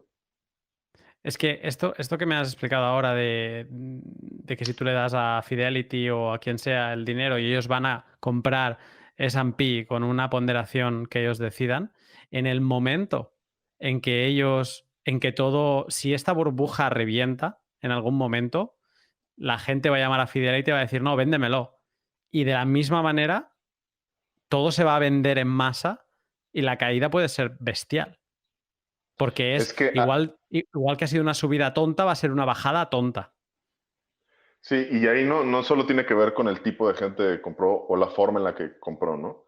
O sea, generalmente la gente que tiene años o meses investigando un activo puede generar una convicción en donde dice, ahora sí voy a comprar cuando todo esté colapsando. Pero un inversionista pasivo no. Un inversionista pasivo por lo general es muy reactivo. Y si compró en un precio de que, ay, no sé qué, no sé cuánto, ay, mejor vendo aquí. Ay, no sé qué. O sea, son los primeros que se ponen en pánico en un mercado. Y eso no es solo el problema. Si el porcentaje de liquidez, hay muchos cálculos de esto, de cuánta liquidez del mercado o cuántos shares en total de todos los equities de Estados Unidos están en inversión pasiva o en inversión activa. Hay muchos registros, ¿no? O sea, hay 40%, 40-43% es uno, hay unos que suben hasta 90%, pero otros que son más conservadores de, me parece, 17-20%. Pero aquí lo importante es, mientras esta tendencia siga subiendo y mientras tú sigas viendo que el S&P, que el Nasdaq siempre tenga alfa sobre el S&P y el S&P siempre tenga alfa sobre los active managers en agregado, Ujú. quiere decir que esta distorsión de precios está pasando. Y ahorita estamos a un nivel, cuando comparas los P/E ratios o todas las métricas de evaluación fundamental, de Apple, Google o lo que sea, estamos a niveles históricos como de las que no se habían visto desde la burbuja de las .com. En la crisis financiera, la burbuja vino de otro lado, ¿no? Tenía que ver con apalancamiento en activos relacionados con cosas que no se creían que eran riesgosas, pero que eran increíblemente riesgosas, ¿no? Ujú. En las .com era simplemente una sobrevaluación y una distorsión del precio, en parte por exuberancia irracional de inversionistas en toda esa inversión masiva en las IPOs, Initial Public Offerings, pero también en eso, en que ya tenías una tendencia de inversión pasiva eh, en donde insertabas toda la liquidez en las cosas que ya tenían liquidez. Y el problema aquí es que cuando tienes una ponderación en donde la mayoría del capital está en inversión pasiva, ¿qué pasa cuando colapsa todo? Nadie va a querer comprar. El cash de los active managers no va a ser suficiente para establecer suelos en el mercado. Es el problema del market maker y es un problema de liquidez que pasa de todo eso. Tú compras y Joder. vendes. Sí, dime. No, no, iba a decir que tú decías no van a tener dinero para establecer el suelo. Y yo iba a decir, bueno, quizás sí lo van a establecer, pero donde debería estar el suelo. Y quizá ese suelo está muy, muy abajo. Eso sí, generalmente cuando pasan esas dislocaciones o esos desequilibrios, cuando subes a algo muy por encima de lo que debería de estar, generalmente tiene que bajar muy por debajo de lo que debería de estar. Es lo que pasa en los mercados siempre, cuando hay un desequilibrio para arriba. En Bitcoin, por ejemplo, hasta ahorita no ha ocurrido. O sea, los retornos de Bitcoin han sido. ¿Cuándo era la cifra? La publiqué hace unos días. O sea, como, no sé, 11 millones por ciento desde 2010, una cosa así. O sea, ha sido increíble. Y no se ha ido a cero, ¿me entiendes? O sea, no ha disminuido. O sea, se mantiene. O sea, por 11 mil millones de retornos, acabas teniendo colapsos de 80%. Mm. Entonces, o sea, es relativamente estable Sí, los lows de cada año siguen subiendo. O sea, creo que ha habido en 2015, creo que sí que se hizo un low inferior al de 2014, pero que las cifras son muy sostenidas. Exactamente. Y digo, si ya te vas a análisis on-chain, que eso ya lo podemos ver en otro podcast, Ujú. los holders están muy fuertes. O sea, la destrucción, los holders no están moviendo sus monedas, no las están pasando a circulación, por lo tanto, aumentando la oferta, ¿no? Están fuertes, están fuertes. Sí. Entonces, eso es lo que está pasando ahorita en el S&P. Hay una distorsión de precios muy cañona, en parte por expansión monetaria, y eso llévalo al cuadrado o al cubo por la burbuja de inversión pasiva que se está haciendo. De hecho, Michael Burry es uno de los proponentes de esto. O sea, Mike Green, Michael Burry, Chris Cole, hay mucha gente muy brillante ahorita en la industria, sobre todo traders de volatilidad, que, que llevan desde 2016. Mucha gente dice, no, pero es como los jugadores de póker, como también estoy citando a Mike Green en esto. Me pongo a citar porque ellos son los que ya son masters en esto, ¿no? Pero creo que es información importante para hispanohablantes. Decían, es como el boom de los jugadores de póker que hubo en los 2000, en donde había muchos jugadores de póker invirtiendo su dinero o el dinero de sus papis eh, y se ponían a jugar y al final de cuentas, pues los malos jugadores de póker quedaban fuera porque perdieron toda su lana, ¿no? Pero en un mercado no pasa igual porque en un mercado no es, está todo interconectado. Ujú. En póker es un juego de suma cero en donde unos ganan y otros pierden, ¿no? Los mercados y las transacciones económicas no son, por lo general, no son juegos de suma cero.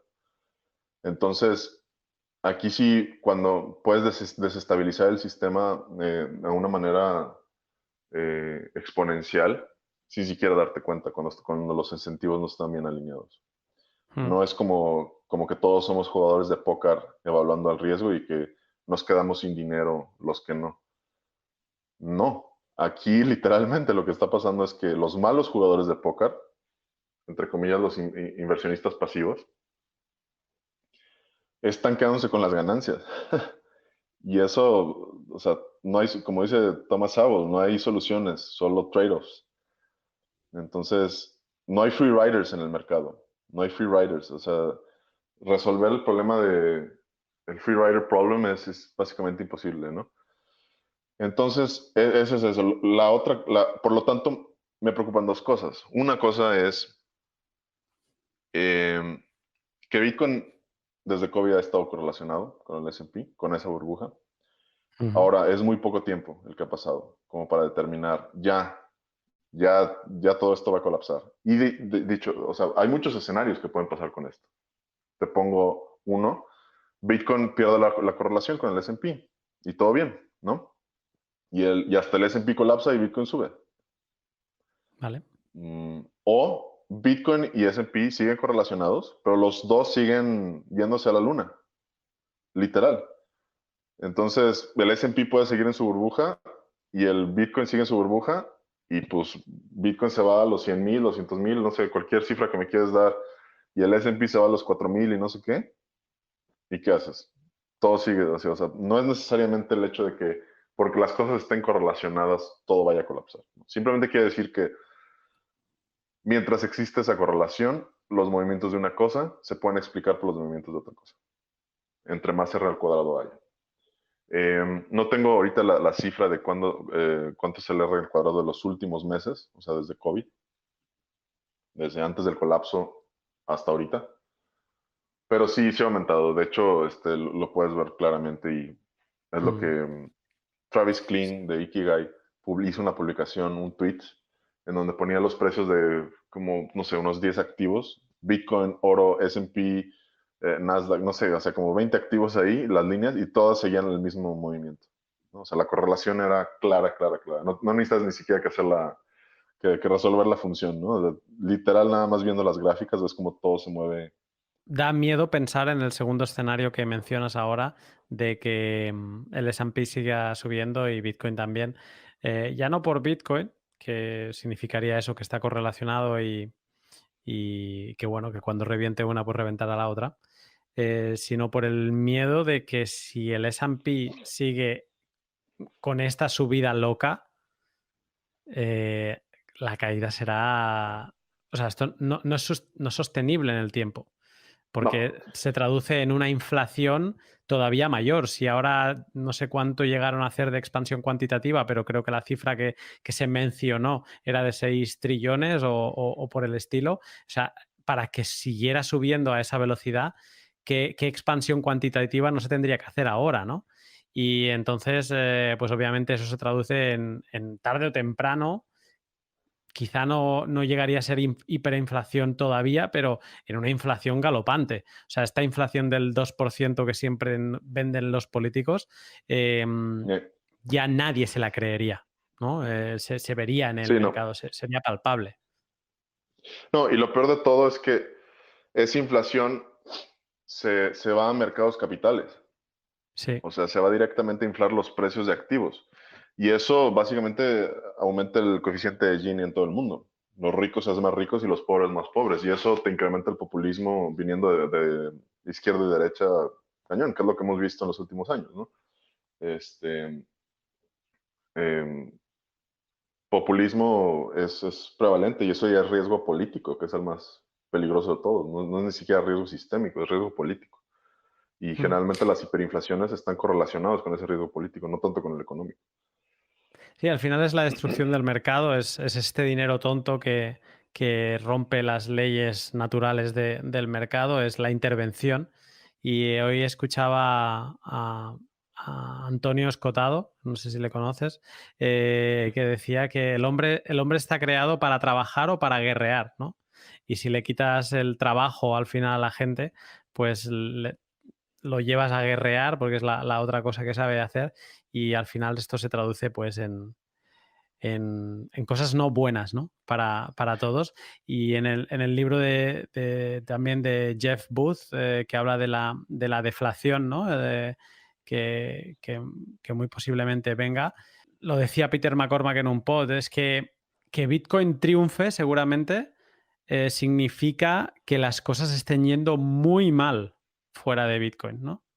Entonces, casi que sí, quieres que Bitcoin, el valor de Bitcoin vaya subiendo, pero con calma. Eso significaría que la sociedad sigue sin romperse, ¿no? Que el dinero de la sociedad se mantiene más o menos como está. Pero el escenario de que Bitcoin suba mucho, mucho, quizá sería en un escenario de que todo está sumamente mal. Sí, por varias razones. Pero también el otro escenario es el siguiente, ¿eh? Sube el S&P y sube Bitcoin, colapsa el S&P y hace una corrección similar a la Gran Depresión de 90%, ¿no? Ujú. Ok, horrible, eso sería horrible, o sea, literal sería pues, tal cual, o sea, como la Gran Depresión, pero con la mezcla de que ahorita ya tenemos populismo, ¿no? O sea, los niveles de coeficiente de Gini, es decir, la, la diferencia entre la riqueza de los ricos y la riqueza de los pobres, o más bien la pobreza de los pobres, es altísima, ¿no? Y eso históricamente estamos en niveles de Gran Depresión. ¿Y qué pasó posterior a la Gran Depresión? Populismo en todo el mundo. Alemania nazi, la Guerras. Unión Soviética y guerras, por lo tanto, ¿no? Ujú. Porque eso es lo que pasa. O sea, ya tuviste, sí, o sea, Italia fascista, posteriormente ya Franco, o sea, tuviste todas las gamas de populismo de izquierda y derecha habidas y por haber, que causaron, no sé, periodos de guerra durante todos los 30 y 40. Pero aquí, entonces, eso es una realidad. Protestas así como las que estamos viendo en Estados Unidos de Antifa eh, Ujú. van a ser más prevalentes y también propuestas de ultranacionalistas, o sea, vamos a ver las dos variantes, como tal cual como en la Alemania de Weimar, en donde se peleaban los fascistas y los comunistas en los centros de Berlín, ¿no? Es lo mismo, es un poco lo mismo, porque yo creo que ya eso va al temperamento y a la sea, han hecho estudios de que el temperamento y de cómo ves tú al mundo tiene mucho que ver cómo ves a la familia, ¿no? Y lo han hecho a través de estudios poblacionales en Gran Bretaña, Alemania y Francia, por ejemplo. Porque los británicos son más, llamémosle, menos egalitarios y más meritocráticos, Ujú. comparándolos con los franceses, porque ven mucho a la familia de esa manera. Y las herencias son así, ¿no? Los franceses históricamente eh, hacen herencias totalmente iguales, proporcionalmente a todos los hijos. Los británicos no, son mucho más discrecionarios y basadas en mérito. Le dejan el dinero al hijo que saben que es mejor con dinero, ¿no? Y cosas así. Entonces, ya hay como un temperamento a nivel, o sea, que desde niño agarras de ver al mundo, pero lo único que pasa es que cuando llevas en tiempos de populismo, lo único que hace es que ese temperamento se vaya a izquierda o derecha y pues tomes el lado de la como guerra civil o guerra cultural que se haga en donde estés, ¿no? En el país donde estés o en el marco mundial donde estés. Eh, pero todo, la raíz de todo eso es lo mismo. La raíz de eso es que los ricos son más ricos y los pobres son más pobres, de manera desproporcional. Como dice Scott Galloway, nunca en la historia había sido tan rico, perdón, tan fácil volverte billonario y tan difícil volverte millonario, ¿no? Totalmente. Este, entonces, sí es un problema que ni la izquierda ni la derecha tienen respuesta. O Mm. sea, cómo resolver el problema del coeficiente de Gini de manera eh, orgánica, se puede decir. Mm. Llevamos 1 hora y media de pod. Tampoco quiero. Creo que con este tema podríamos seguir estirando porque al final tiene tantas ramificaciones que hemos empezado hablando de riesgo, volatilidad y correlación y de cómo se ha ido comportando Bitcoin. Y obviamente pues acabamos hablando de los escenarios donde Bitcoin se va para arriba o baja para abajo, pero al final entramos en política y en cómo vemos el mundo. Eh, Hemos hablado de diferentes crisis, hemos hablado de la del 92, de la del 29, perdón, hemos hablado del 87, la de los .com, 2008 y la actual por COVID. Em, Esta crisis, que COVID es un poco como el desencadenante del el cisne negro, no lo sé, pero parece ser como lo que faltaba, ¿no? La gota que colma el vaso. Es la primera crisis que tenemos Bitcoin. Hasta ahora siempre hemos dependido de solo protegernos con el oro, básicamente era lo único que teníamos a mano, con la dificultad que tiene el oro, ¿no? De expropiación y que pesa, que ocupa y que se tiene que proteger, ¿no? Ahora mismo tenemos Bitcoin.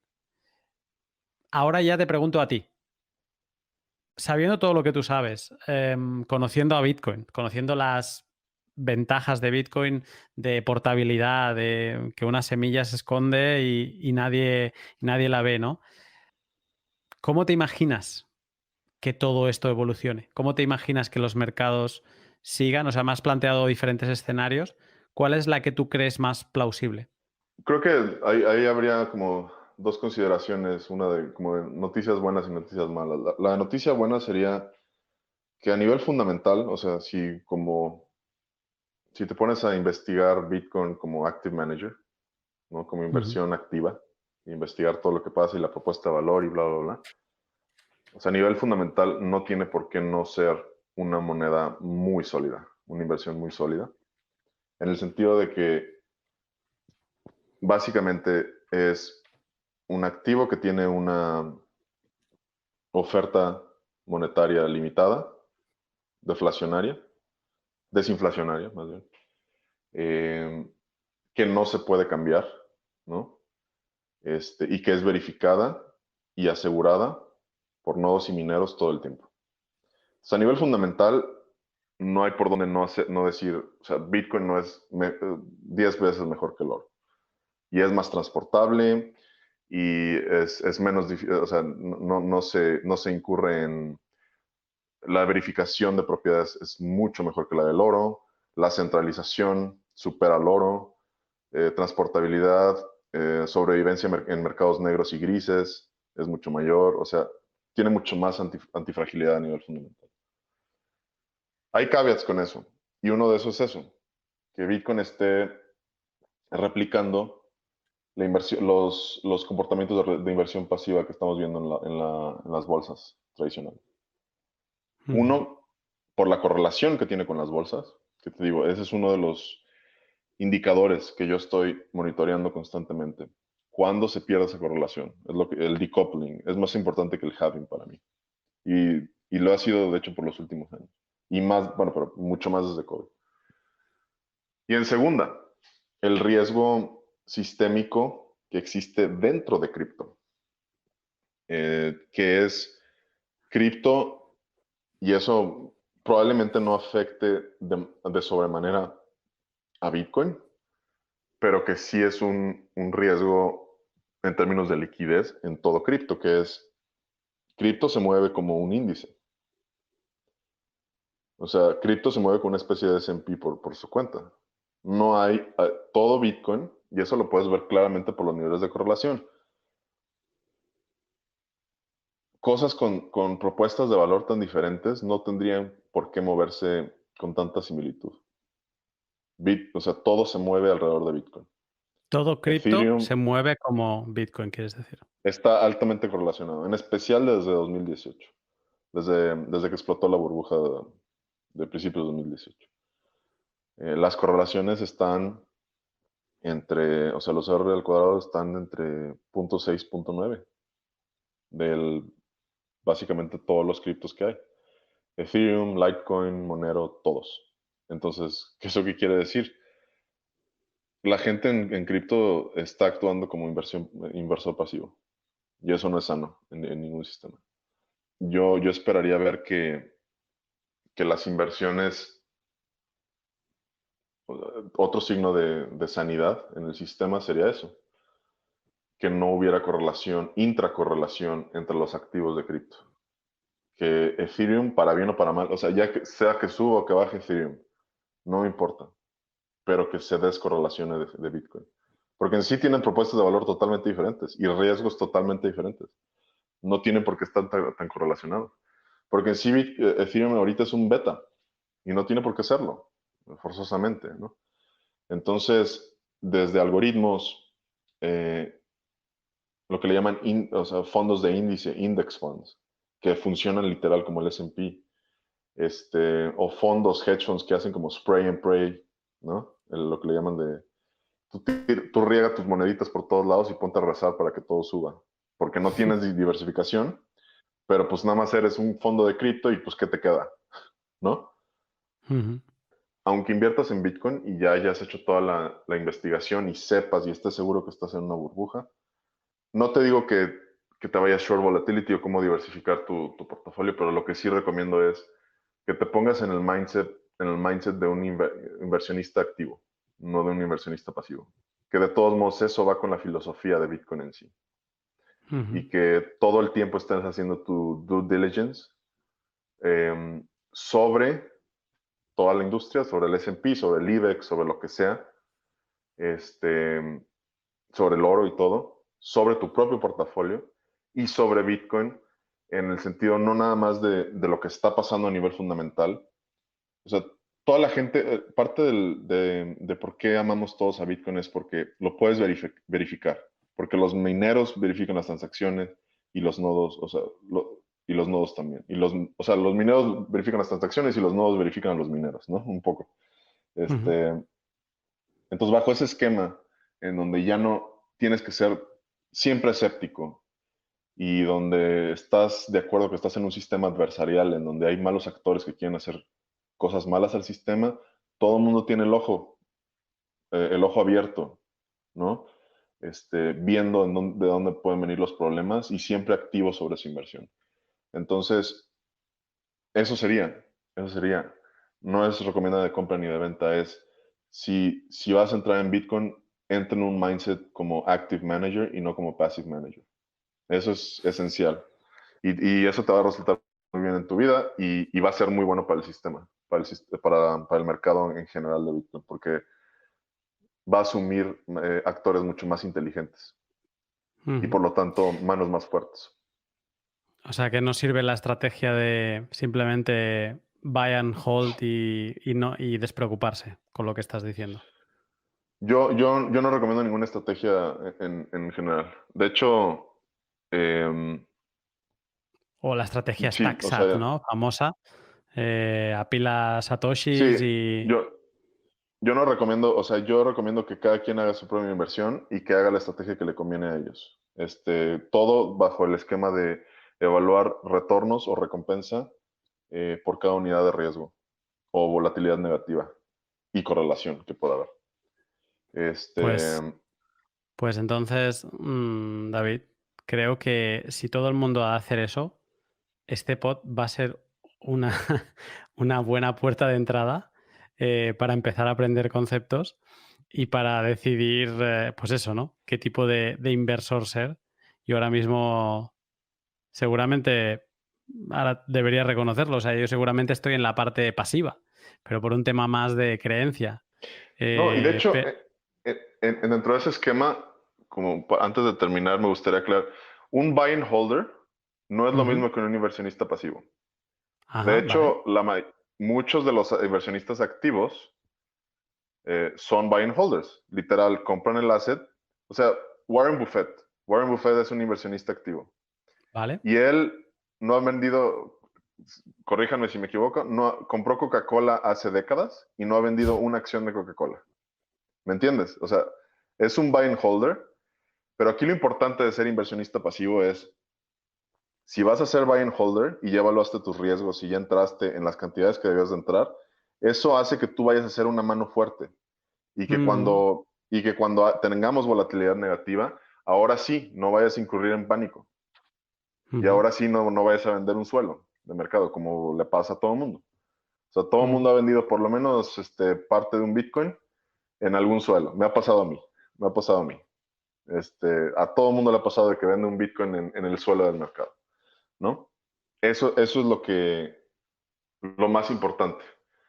Que si tú entras a Bitcoin, que entres con el esquema de ser un inversionista activo y no como alguien que no sabe qué es. Y también con todo cripto, ¿eh? O sea, con todo DeFi, con Ethereum, con todos los activos en cripto.